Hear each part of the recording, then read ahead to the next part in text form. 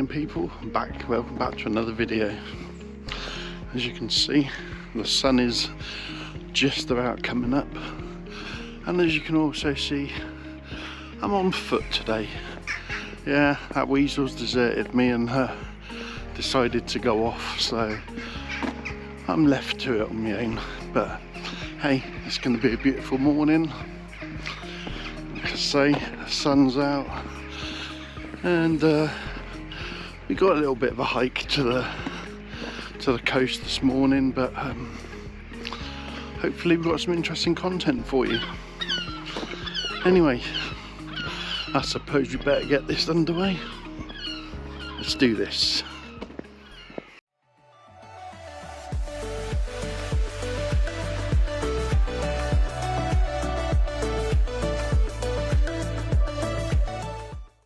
Well, it's been quite a while since I've had a early morning trek like this. In all honesty, when I knew that Weasel was going to be away this week, and I thought that I was going to be able to get out on the road to, you know, do the usual adventure videos that's sort of we normally cover on this channel. It's you know, I was at a bit of a loss, I will confess, as to what to film, but you know, and then I thought, well, I thought it was during a conversation with someone very close to me, and you know, pointed out that yes, the channel is about getting out, having adventures, but it doesn't always have to be on a grand scale. You know, at the end of the day, life is an adventure. So whether it's filming here in my hometown, or my temporary hometown, or up in the mountains, or along a beautiful coastline, even if it's about talking about the tools of the trade. I mean, at the end of the day, I am a photographer, and you know, when I'm not filming, I'll be out taking photographs. So yeah, it's sort of give me a different perspective on things. So anyway, as I decided that, you know, I'm gonna stay local and film this week, and I started to research this little coastal town. And I mean, I know it had an industrial part, I was well aware of that, but it was very interesting because I mean, the town dates back to around 600 AD, which is quite mind-blowing when you try and get your head around it. Hey, we'll get more into that in a while. Let's get to location.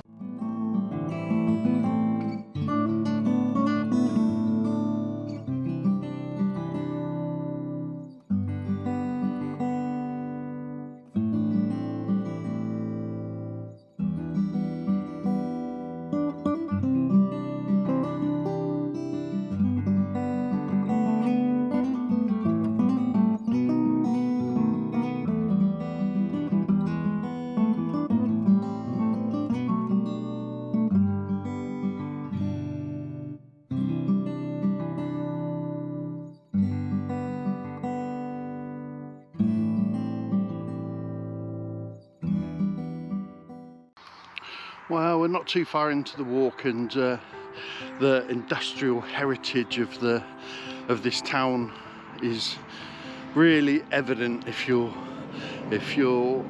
keeping your eyes open where you're walking.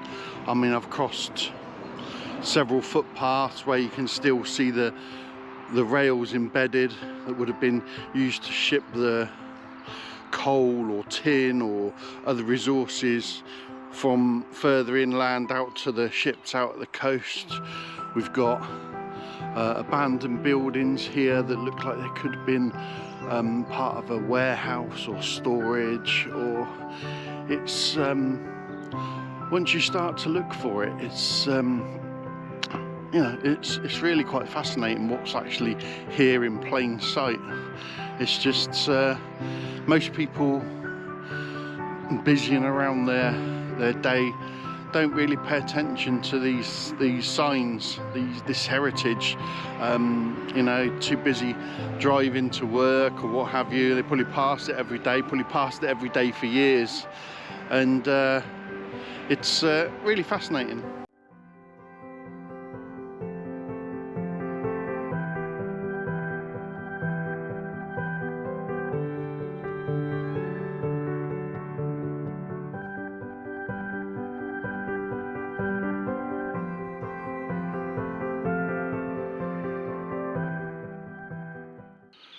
Well, I'm just a stone's throw from that abandoned warehouse we were at previously.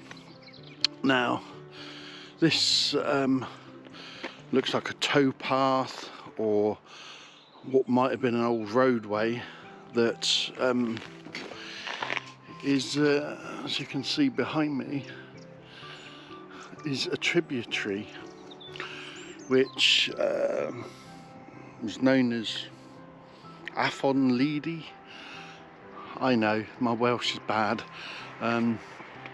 If you'd like me to find a proper Welsh speaking person and get some proper pronunciations, and leave some comments, and I'll see what I can arrange for you. But anyway, this tributary, I'm not sure it would be really classed as a river.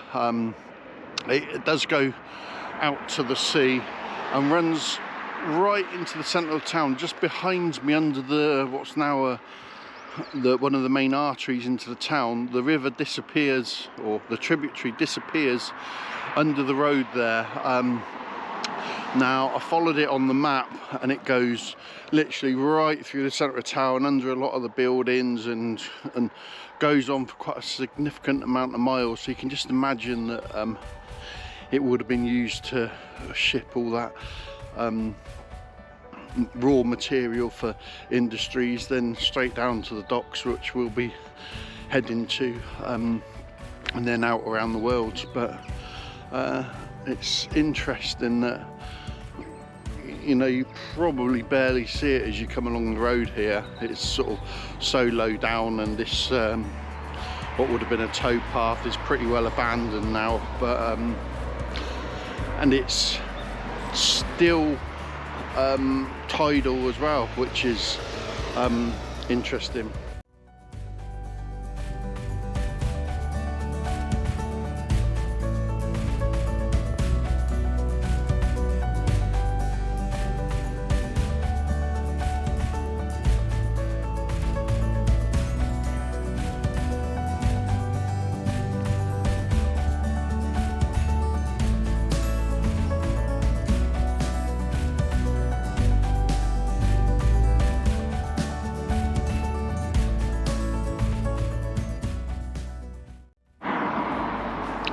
Well, as you can see behind me, we're pretty close to the actual outlet or inlet to the sea. You'll be able to see by the bridge in the background that just how high the tide comes up, even sort of right in here.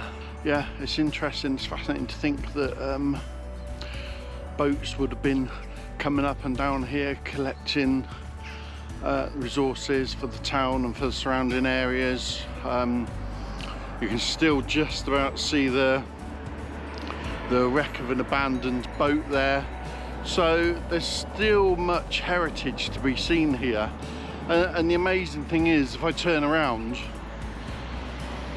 we're right next to one of the main arteries into the town and to the coast, and just literally beside the road, down below the road, is something that's so important to the history of this town, and probably many people don't even realise is here, right on their doorstep.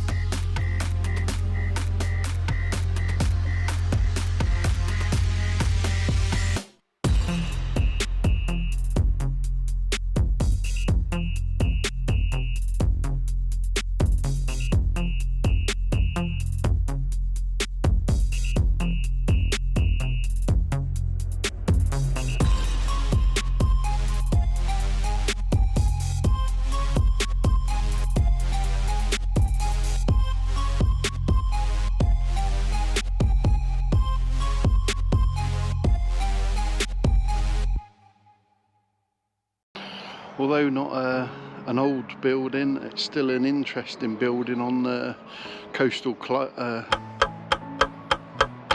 skyline here. It stands out for miles. A steakhouse restaurant, I believe, that's sort of designed around a church. Maybe there once stood a church here, I don't know, but interesting building nonetheless.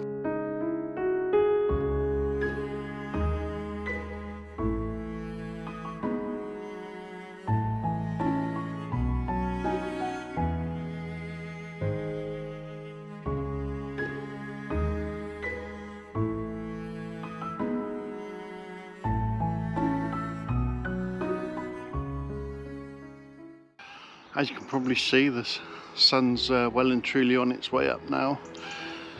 We've just gone past high tide here, so the water here is starting to rush out. On the far shore there, you can still see an active boat building yard or repair yard. So this, although large portions of this tributary is now covered up and not used, as you get closer out to the proper outlet into the sea, industry is obviously still thriving, still very much orientated around the sea, and it's good to see. It's nice to see a boatyard.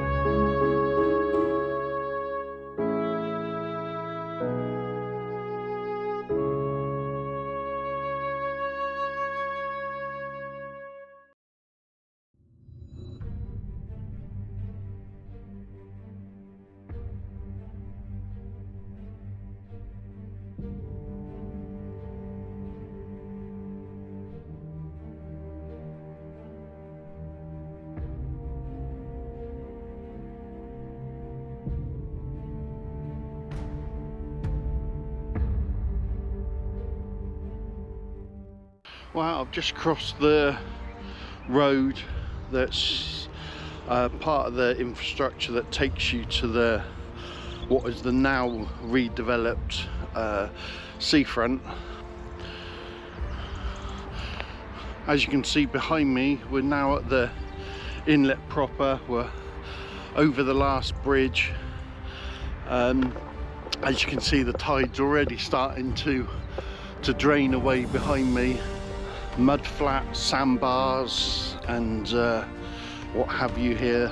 Sand dunes there that separate this inlet to the sea at large. I'm not sure if that was there or whether that's been put in once the sort of industrial revolution gave way to the tourist industry.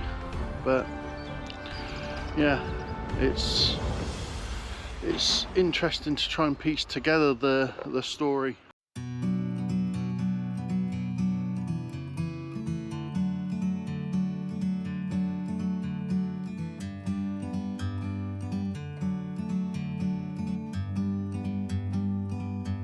Like a bird on a tree,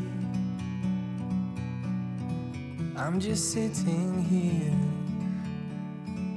I got time, it's clear to see. From up here, the world seems small. We can sit together. It's so beautiful, you and me. We meant to be in the great outdoors, forever free.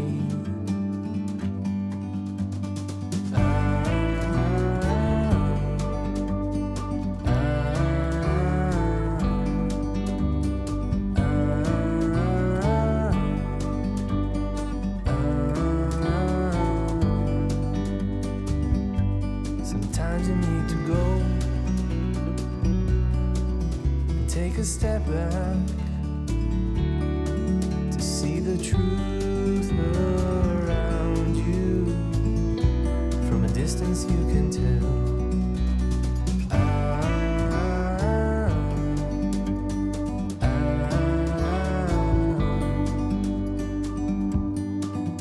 You and me were meant to be in the great outdoors,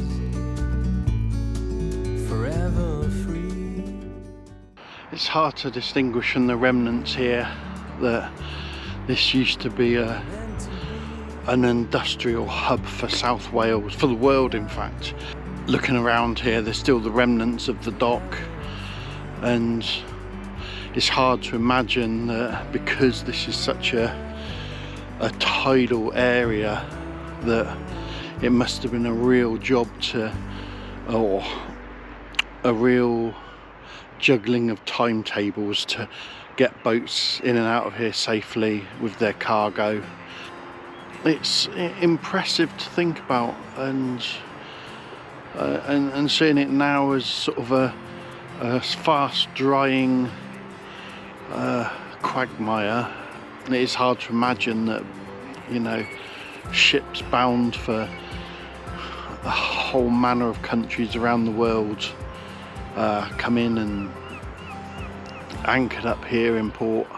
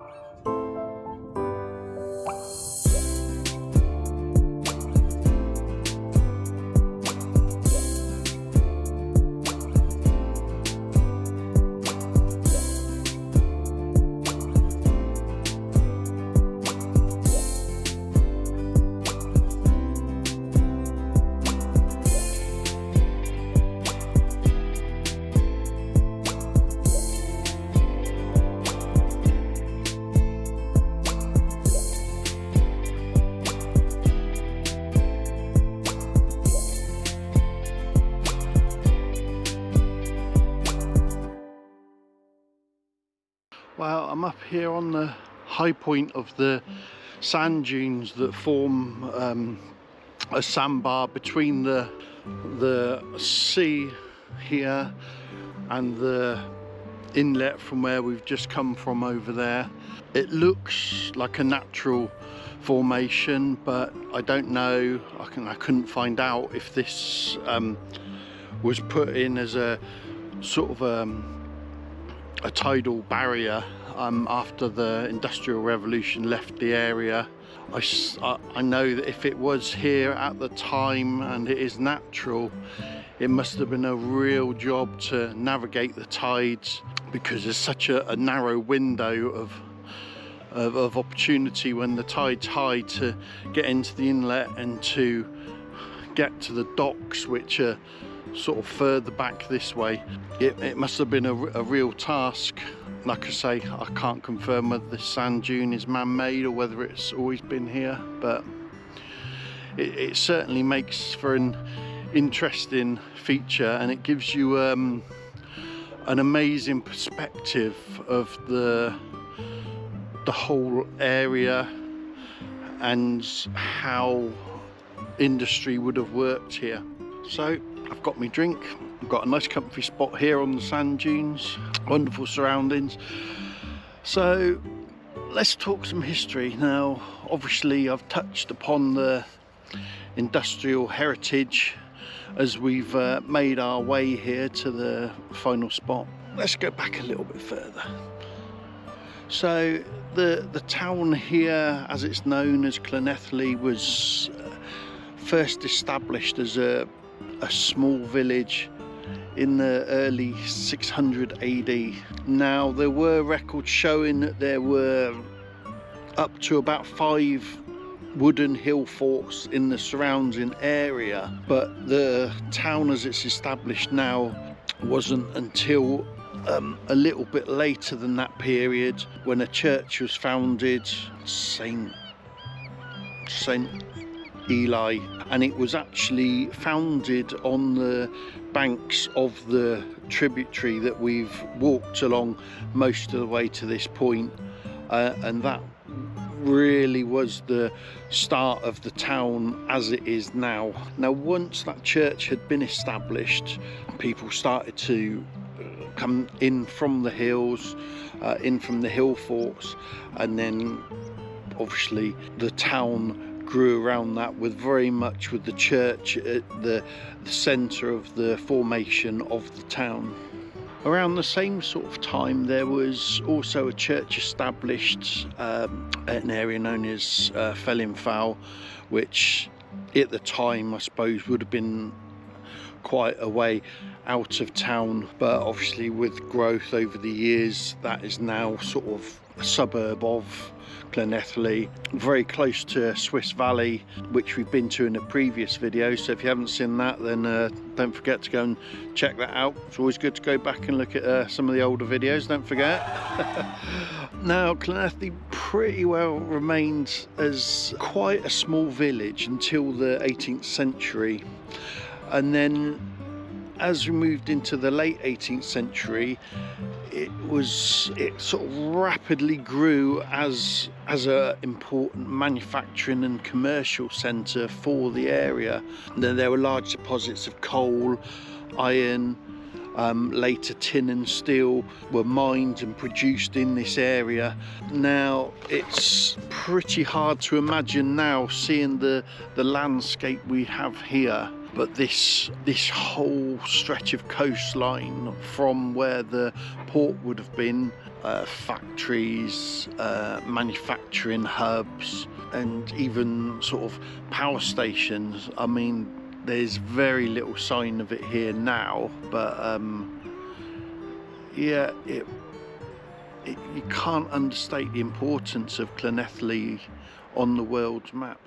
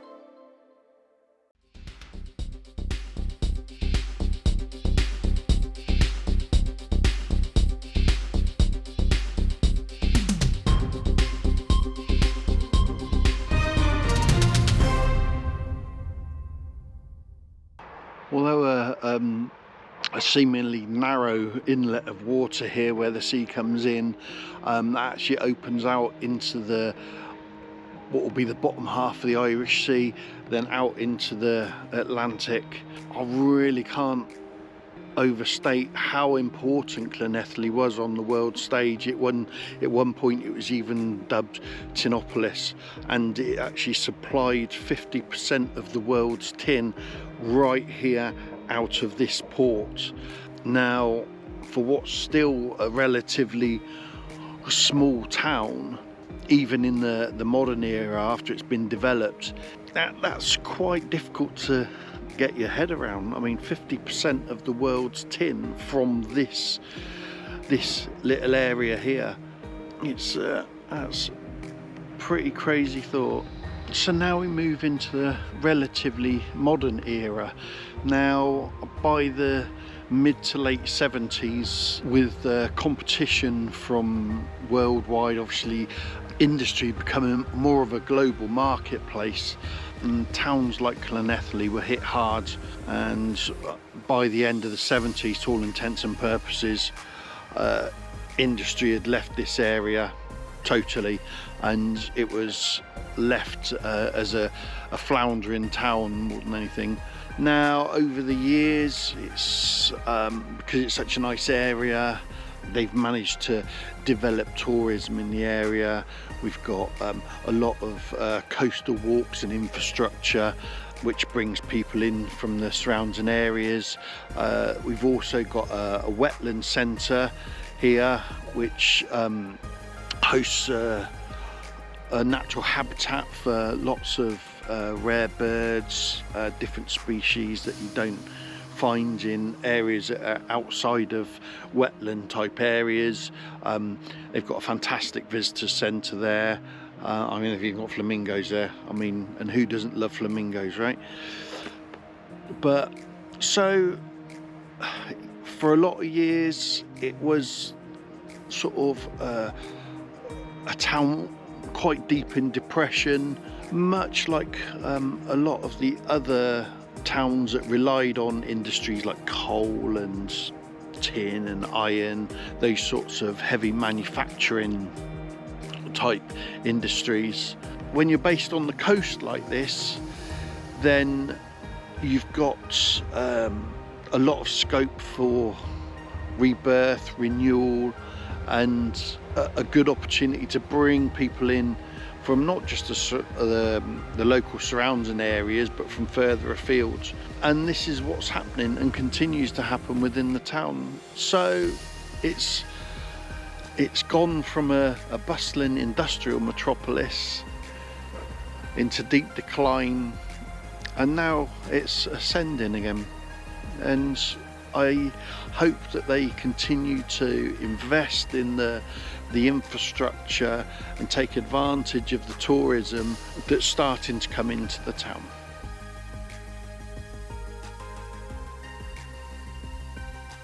We've come to the end of another video. If you're enjoying the content, if you've enjoyed finding out about my Welsh base while I'm here in the UK, then don't forget to hit the like and subscribe button. If you're feeling really brave, hit the notification bell as well, and you'll be updated when I've got new content coming out. Don't forget to go back and watch some of my previous videos, my other adventures. Now, I know this has been a little bit different to normal, but it's no less of an adventure. To me, adventuring is not only about getting out there in the wilds, up into the mountains, middle of nowhere. It's also about learning about life. You know, you can have an adventure going into town, who knows what happens. It's about life's experiences, and I enjoy bringing you along on these experiences, and I hope you enjoy being a part of them with me. Anyway, until next time, you know the drill. Keep adventuring, stay in the groove.